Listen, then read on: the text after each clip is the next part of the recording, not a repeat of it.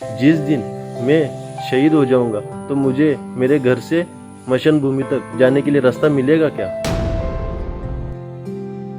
रास्ता मिलेगा क्या?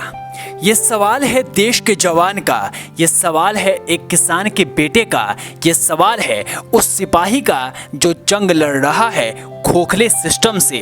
सेना का जवान है, इसलिए आंखों में आंसू नहीं है और हौसला न टूटा है न डगमगाया है। वो सिस्टम से आखिर तक लड़ने को तैयार है।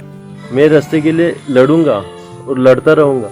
आगे रास्ता मिले ना मिले, पर मेरी उम्मीद जिंदा है। मैं जब तक जिंदा रहूंगा तब तक मैं रास्ते के लिए लड़ता रहूंगा। आखिरी सांस तक लड़ने वाले इस जवान की बात तो आपने सुन ली। अब गांव का भी हाल देख लीजिए, जिसे देखकर आपको अपनी आंखों पर विश्वास नहीं होगा।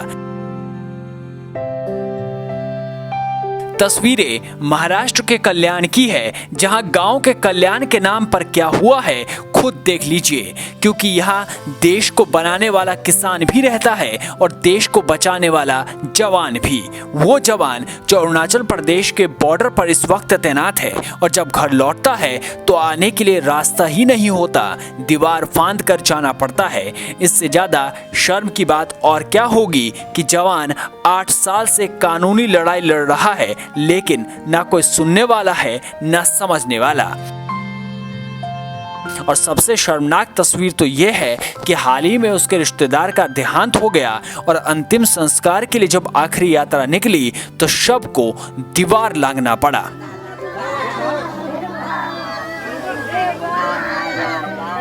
जय हिंद, मेरा नाम योगेश कृष्णा गावट, मेरा गांव रायते, तालुका कल्याण। मैं अरुणाचल प्रदेश में तैनात हूँ।